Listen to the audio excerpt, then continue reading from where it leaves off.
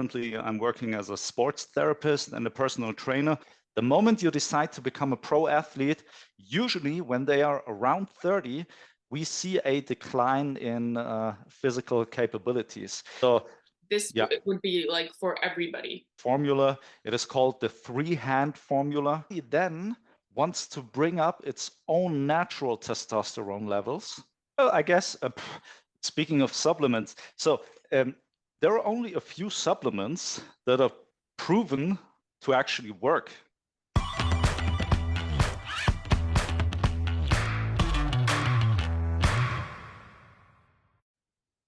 How are you? Can you hear me? Yes, I can hear you. All right, fantastic. Yes, we can start now. So, welcome, Jascha, to the Pole with Lulu podcast, where I ask a few questions, usually 5 to 7, about health, calisthenics, and fitness, etc. But if you don't mind, I'm going to jump in, and let's start with the basic one. So, would you like to please introduce yourself, maybe what you do, give us your name, etc.? All right. Yeah. Thanks for having me. My name is jascha.grossherr. I'm 37 years old. Currently, I'm working as a sports therapist and a personal trainer here in Munich at the Body Up Fitness Studio. Okay. And if you don't mind, I'm just going to mention in the beginning that this meeting is being recorded and probably going to be posted onto the podcast or my channel. Yes. All right. And okay, the second question is, so you are a sports physiotherapist, correct? A sports therapist would be, I guess, the correct terminology. Okay. And what is the difference between, let's say, a physiotherapist and a sports therapist? You don't need to go into too much detail, but maybe the basics and who should go to who, let's say. Yeah, that's a good question indeed. So I would say, let's say you get injured, yeah, you have a fracture or whatever, you break a bone. Usually you get a prescription for a physiotherapist. And usually it makes sense to first go to a physiotherapist, mainly because they do a lot of massage therapy. They do, I would say, they have a rather careful approach, especially like coming back from an injury or coming out of an operation. Usually people are immobile, you know, they lost their connective tissue, and then it makes sense to have somebody who has a different approach, a rather careful approach. Usually they do passive work. They take your arm, they mobilize your arm passively. You don't do anything actively. Usually when you're done with your prescription and the physiotherapist says, all right, you can move on, you can start building up your muscles and regaining your mind-muscle connection. That's when our physiotherapists here in-house send their patients to me. So then the actual muscle building starts, the actual active part of the whole thing. Yes, physiotherapists, they do a little bit of the active work. They do a little bit of initial muscle building, but they don't go in that deep, I would say. Yeah, so you kind of then rebuild or concretize the strength and, you know, the necessary, like, kind of optimize the level of physical capability that this person has now gained. Definitely. I always say that I'm pretty much the link between physiotherapy and hobbies or any sort of physical activity. Might be dancing or break dancing, pole dancing, whatever. Usually coming from a physiotherapy, having done physiotherapy and then going straight back into your physical activities like you did before, usually people get re-injured. And that's where a personal trainer or a sports therapist comes in and really looks at it in detail and says, all right, you need a proper training plan. You know, you need a progressive system rather than just, you know, being worked on passively and then jumping right back into whatever activity. This is just something from the tip of my head. So I know now the difference between you and a physiotherapist, but then you and a personal trainer, say, what is like the difference? Yeah, good question. I would say that most personal trainers, they follow an aesthetic approach. Like they have a client who wants to lose weight. They have a client who wants to build more muscle. They have a client who is a professional bodybuilder who wants to step on stage. And that's all driven, you know, by aesthetics, usually. And then they have a different approach. They can only work with certain tools. As a sports therapist, you can also say, okay, we want to change your physique aesthetically. We want to make it more aesthetically pleasing to look at, whatever. We can do that too. But usually people are injured or have some sort of a precondition. Then they come to me or come to us, and I start working with them. But what is also, a very big benefit, you will definitely aesthetically change as well. I mean, that's a given, you know. So that's a win-win situation. Usually people start losing weight. Usually people build up muscle while doing my sports therapy. So, I mean, it's a win-win. Yeah, but I think it Mm. goes like that. It's probably cheaper to pay for a personal trainer than a sports therapist, if you know. Most of the time. Hmm. Yeah. But then again, I also think that, yeah, there's like a different approach. So you basically focus on kind of like not say rehabilitating someone because that's like a physiotherapist, but like Mm. basically optimizing their physical capabilities and helping them, for example, if they have a specific hobby or like if they are an athlete or top performer, helping them, Hmm. progress at whatever that is and figuring out like Yeah. well, usually it's the hobby or the sport that somebody does very intensely that causes the injury and how to like Hmm. kind of fix that and still help them progress. Whereas a personal trainer is more like, okay, somebody who just basically just wants to lose weight, or then they want to like not for the benefit or of a sport or hobby, but maybe for the benefit of like being more aesthetically pleasing in a way that is not say optimal to the health, but just I guess a trend sometimes even maybe. Definitely, definitely. Most of the time, it is not very good for your health, indeed. I mean, and we can actually talk about the elephant in the room. I mean, nowadays, kids, they do take steroids, they do take SARMs, all sorts of illegal supplements to help them get bigger faster. And but in the long term, I mean, usually that's not a good idea. If you have, let's say, too low of a testosterone level, too low of estrogen levels, yes, then we can supplement. I mean, with the help of a doctor, definitely. But other than that, if we talk about just aesthetics, we can only do so much. We bring in our own genetics, and we have to work with our genetic predisposition, our genetic gene pool, whatever. So yeah, I mean, I'm definitely with you. But like I said, you will also change, physically from the outside. People feel better. The moment people develop a better mind-muscle connection, the mind changes, the whole appearance changes. And also, like you said, people injure themselves while following their hobbies. I would definitely subscribe to that. If, like, let's say people only go for hiking, it's a very, very one-sided movement. It doesn't matter if you go up or if you go down. It is a very one-sided thing. And people usually, whatever, twist an ankle, trip, twist a knee. They slowly deteriorate their joints and so on and so forth. But the only thing they really want to do is get back to hiking. And then what I tell them is, we need a training plan that is designed around your weaknesses.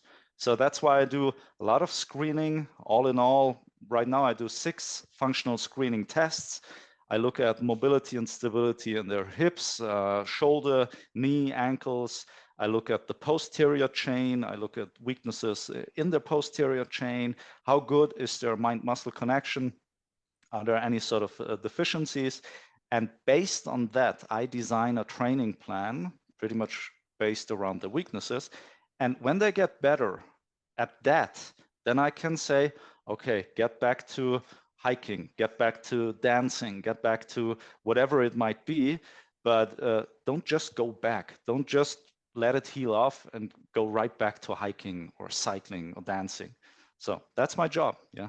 I think that's a really good and important point that you make because I Mm. feel like many people they feel like they don't see the necessity in going to like a physical therapist because they will just naturally heal off. Mm. But the fact that you are able to give them the green flag of when they can actually start again and they're not, then it reduces the chance of them, either making the injury worse themselves, one, because they're gonna want to get right back to whatever they started and stopped.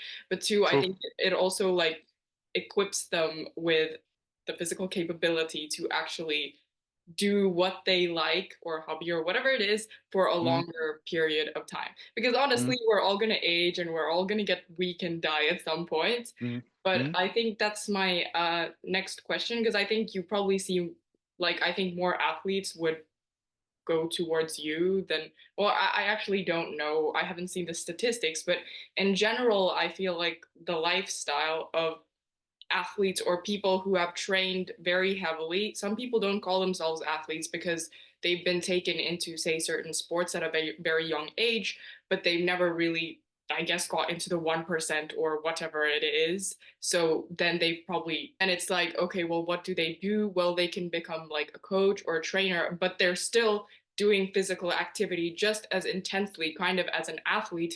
But in general, like people who say just exercise in a balanced way, like go to the gym or do a variety of different physical activities, that's better for your body. So their, I guess, all overall physical lifestyle looks like they're born, their healing capabilities are good, they age, and then of course they die and they go to the grave or whatever. But for athletes, it's like, okay, you're taken at a very young age, or people who are training as intensely, and then you train because you can heal very, very fast and you're in your 20s, and then all of a sudden when you're 30, then you decline like like, Yeah, and then especially if the sport is very intense, like for gymnasts, it's like you might have a 20, some gymnast who's in her 20s or whatever, but then when you look very closely, like through, I guess, scans or whatever, you can see that her joints are more worn out than a grandma's, or like that. true, So it's like definitely. Mm, it's like, how would you protect yourself as an athlete and as hmm. somebody who trains, say, as intensely as one, from, I guess, this like Yeah. sort of not like just drop down. Yeah, true. So let me start with like a private person that just says, okay, I wanna do some weightlifting, I wanna do some dancing as a hobby, and so on. Um, they definitely can train in a different way compared to someone who is a pro athlete, because a pro athlete cannot always train in an ideal way. Like when they come to me, I tell them what they should do ideally, but not always is that the case. They cannot always take over my principle and say, all right, I'm gonna feel better because I'm gonna train the way Jascha told me to, because sometimes the sport just does not allow that. Because what I always do is I look at the movement itself. Does it look right to me, to my eyes, and does it look right in a biomechanic way? So let's say extension of the elbow. Like, I would personally say that you should not overextend your elbow. But then I also know that about 70 to 75% of the women can overextend their elbows. And I also know that uh, within many, many different hobbies and sports, people have to overextend their elbows. Same thing goes for the knees, for the hips, and so on and so forth. So I tell them, like, if someone just wants to do a little bit of weightlifting and do a little bit of dancing, let's say, then this person is the ideal character. This person can really train correctly and in a way that you should actually train. So this person, I would say, follow this certain range of motion. Don't overextend your elbow. Uh, Keep it slow on the eccentric, a little faster on the concentric, and so on and so forth. But if in the past, I was preparing pro athletes, climbers, rugby players, and so on and so forth, of course, we had to go a couple of steps further. We still tried to do it as ideal as possible biomechanically, but there will be wear and tear on your joints. The moment you decide to become a pro athlete, I was at some point very, very close to becoming one. I did track and field. I was competing in snowboarding and so on and so forth, but I got injured very, very young. And at the end of the day, it just did not work out. Still, I feel the wear and tear of those, let's say 20, 25 years, I'm 37 now, of high physical activity. And just like you said, a gymnast or whatever, a professional basketball player and so on and so forth, usually when they are around 30, we see a decline in physical capabilities. But not always is it something biomechanical. Most of the time it is that the hormone levels start dropping, and probably they could alter the hormones in a slight manner to stay at a higher physical capacity for a longer time. But most of the time, people don't do that. And private people usually don't do that. They don't know enough about nutrition and supplementation. But this, yeah, please. How would you do that if you wanted to Well, do that? Well, it has to be a balanced diet. So my approach would always be to follow some sort of a Mediterranean diet form, like a lot of greens, a lot of, yeah, in an ideal scenario, it would be some sort of a meat or a fish source for proteins, and a lot of nuts, a lot of good oils, not too many carbs, but don't leave out the carbs totally. So I myself designed a formula. It is called the three-hand formula. So it would look like that. In a 24-hour period, you would eat one handful of carbs, two hands full of protein, and three hands full of greens and good oils and good fatties and that sort of stuff. And So this yeah. would be like for everybody. Like, Well, it isn't- depends. I mean, if you're whatever, 5'1", your hands are definitely smaller than a person that is 7 feet tall, definitely. So you would always have to, look at the individual. Some people just need more food, definitely. But yeah, it works. I tried it myself many, many times. One hand, it just has to be like mapped out correctly. If the handful is just processed sugar, it's not a good handful of carbs, Mm, you know? But yeah. if we're talking about brown rice and that sort of stuff, we're talking about carbs that our body needs, for, energy reasons. And yeah, so I mean, depends on what you eat, but that's a nice formula. People usually lose weight when they follow my three-hand formula, and they start feeling better immediately. Second of all, you could supplement with a couple of natural herbs and greens, just like tonkat ali, Fedoja agrestis, testosterone. Those are all legally available. We're not talking about steroids, but we are talking about active steroids. So Like the source, basically powerful herbs. very powerful herbs. Active steroids work like that. It's an exogenic way of putting in something that is very similar to our own hormones, but it's not the same, which is very important. And then our body starts to process things. They realize, hold on for a second, I'm getting whatever, tonkat ali, let's say that. And your body then wants to bring up its own natural testosterone levels. Once this happens, it also brings up your own natural estrogen levels. And then both is a little higher, because we don't ever want just the testosterone to be higher or just the estrogen to be higher. We want both to be higher. And studies say that there are certain herbs like tonkat ali, like Fedoja agrestis, and like testosterone that bring up your own natural testosterone levels, because they are in parts active testosterone and active testosterone, the parts, and our own body learns how to reprogram those into our own natural testosterone. This would be one way to sort of slow down the decline in your own hormone levels. Yes, I mean, Yeah. another thing is supplements, of course, like not the, actual foods.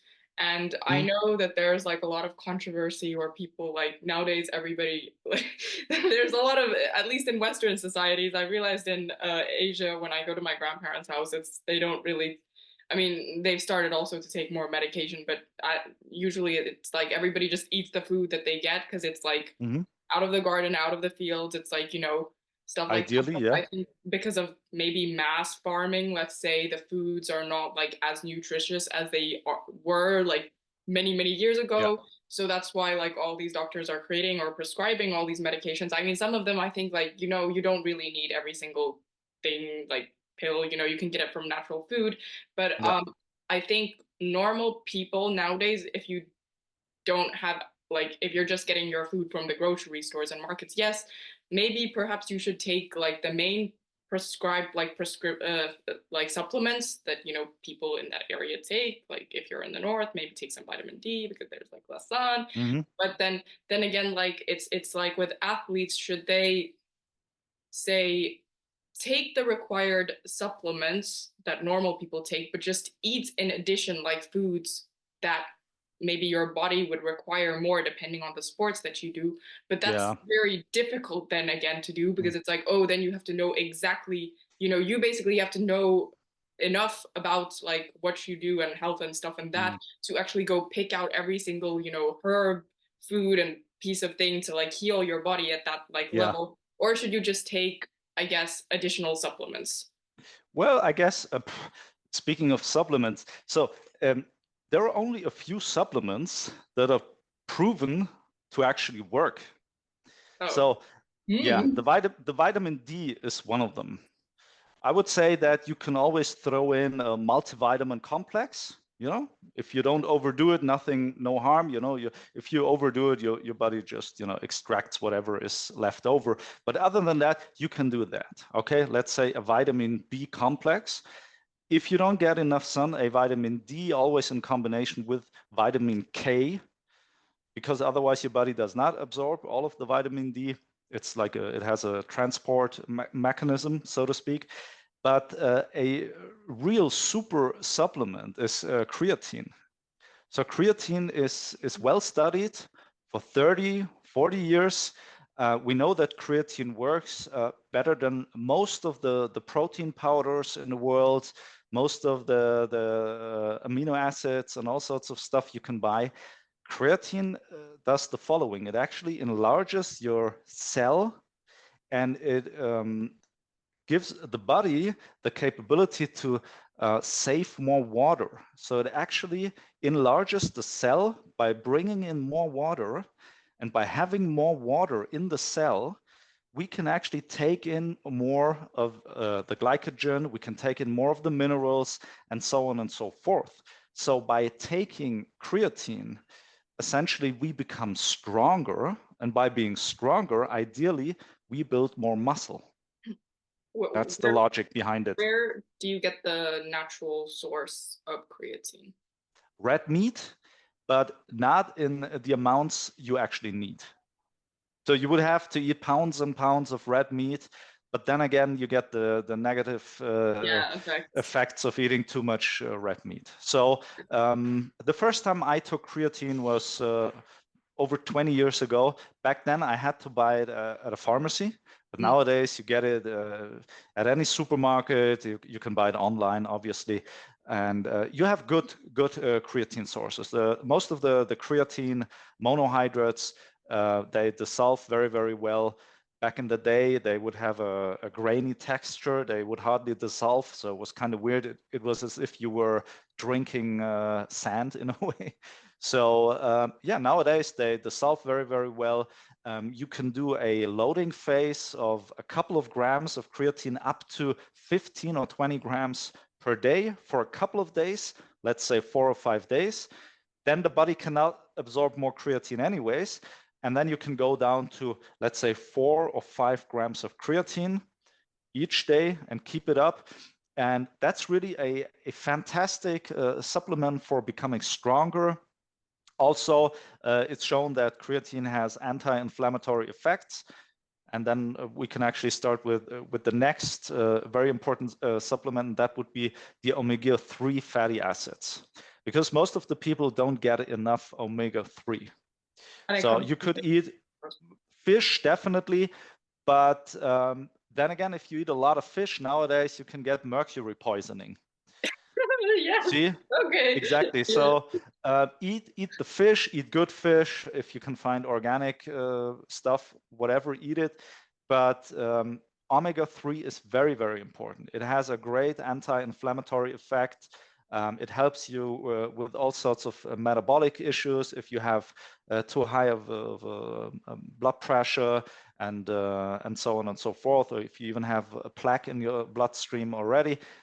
Omega-3 helps very, very good. And I would say omega-3, a multivitamin combined with a vitamin D and vitamin K2 plus a creatine, that is enough. You don't need protein powders and that sort of stuff, because you can get enough protein from animal sources or even vegetarian sources. But that's about it. If you want to stay natural and not do it the other way, then that's the only way to go. Yeah, I think that's very good to basically know, because well, we live in a world where everything is almost for sale and you can buy almost everything. So Yeah. it's a lot of like marketing out there, you know. It's a But lot. Yeah. And yeah, most of the people, I mean, yeah, you can buy a workout booster and a pre-workout and an intra-workout shake and that sort of stuff, but we don't really need that. I mean, that's a lot of hype, and I've seen many products come and fail. go. And I mean, exactly. I mean, they will disappear rather soon, I imagine. So yeah, and then to kind of round things up, my approach is when working out, we're trying to naturally build as much muscle as possible. Mm. And in an ideal scenario, what happens is, let's say you have elbow issues and you have a good biceps because you are, let's say, a climber. Okay, you do a lot of pulling yourself up and that sort of stuff, and your grip strength is good. Then we look at the elbow, and we very, very soon realize that the triceps is probably underdeveloped because you don't really need it while climbing. Yeah, some of the movements you probably need a little bit of pressing, so your triceps will be engaged, but usually it is rather underdeveloped. And then we will say, hold on for a second. You have elbow issues, your biceps is good, there's no wrist issue whatsoever. We look at your triceps, and then we design a program specifically for your triceps. We definitely will not only train triceps, but we will take a look at it and say, hold on, you need 3 or 4 exercises for your triceps, because what is going to happen? Usually a muscle has 2 ends. It attaches to some sort of bony structure, and by working on the muscle, the diameter becomes larger. So in its core, the muscle becomes bigger, and we bring both ends together. Usually it means more stability in your joints. So your elbow as well as your shoulder joint will be more stable by enlarging the triceps muscle, for instance. And the same thing goes for the hips and the knees and so on and so forth. That's why it is so important, especially for women, to build muscle. Because usually girls or women don't have to work on the mobility. They're rather flexible, they don't have mobility issues unless they're very, very overweight or have never moved in their entire life. See? But still, they come to me and say, I don't feel good. I have pain. I don't know why. My shoulder hurts and this and that. Yes, it is because they lack in stability. And usually a lack in stability means that you don't have enough muscle. You have all of the mobility in the world, but you don't have the stability to sort of counteract. Because we want both. Yes, we want mobility. We want you to be very flexible and so on, but we also want stability. That's why it is so important to at least see a personal trainer or physiotherapist or sports therapist once or twice in your life. The person is going to take a look at you and and design a nice training program, a program that is designed progressively, that teaches you how to take a progressive approach. And you can look at it as a toolbox. I'm giving you whatever, 20 different exercises. They're all your tools. And whenever you need to fix something, you need tools. You will take out a couple of the tools and fix your body. And that's how it works. Yes. I have one last question, but do you have time for that? Or a couple of minutes, yeah, yeah, 2 or 3 okay. minutes, yeah. So my last question is, that, for example, what is the ideal amount of exercise, not for athletes, but just in people who want to stay healthy in general, like Yeah. hours per day, blah, blah, blah, and say time to recover. And when they first go to the gym, if they're inexperienced, how do you recommend like they start? Maybe don't start with heavy weights if you don't know, like, or start always lighter, or do maybe the simpler ones. But yeah, good that. question. Yeah. Actually, yeah, the latest developments are rather interesting because what we nowadays promote is a rather short workout, but a very, very intense workout. Because funnily enough, people don't get injured while lifting heavy ass weight. People get injured because they do the same stuff for way too many reps, way too long. Like let's say they do pull-ups, they don't feel any pain, but they've been doing pull-ups only for the back muscles and the biceps and so on and so forth for years and years and years. And that's why they develop elbow tendonitis, for example. So my approach would be a different one. It would be first to go and see a trainer, definitely. And together you are going to design a very, very basic training plan, nothing too fancy. And then you will warm up while working out. You're not going to warm up sitting at a treadmill or whatever. You're going to work out with the first exercise. May it be a biceps curl. You will do bicep curls with little weight for, let's say, 20 to 25 reps. You will get blood flow into the muscle.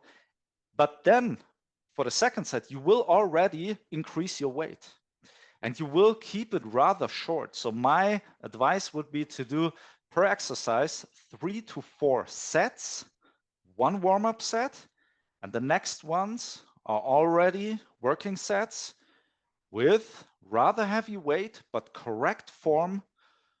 No overflexing, no overextending. You control the movement, and that's it. And all in all, I would not do more than 6 to 10 exercises per workout. Then it should not take longer than, let's say, 45 minutes to an hour max, not longer. Every day or maybe a few No, times? exactly. Recovery would be another video entirely. Recovery is equally as important as the training aspect. So I would say max every other day. You should take 2 days off, I would suggest rather. Let's say a Monday, Wednesday, Friday approach, in my opinion, upper body, lower body split, that sort of stuff, would be a fantastic first workout training plan. And if you follow this one progressively for like, let's say 8, 12 weeks, then we can redesign your program. But that's it. 3 times per week, good recovery, enough sleep, expose yourself to the cold and so on and so forth, eat properly. And then, especially when you're young, your body will grow, definitely. Yes. Well, Yeah. I thank you so much for your time, Jascha. It's been You're welcome. a real pleasure, and I'm so happy to have had you on my podcast. But All right. further You're ado, welcome. I'll see you soon. Take Bye. care.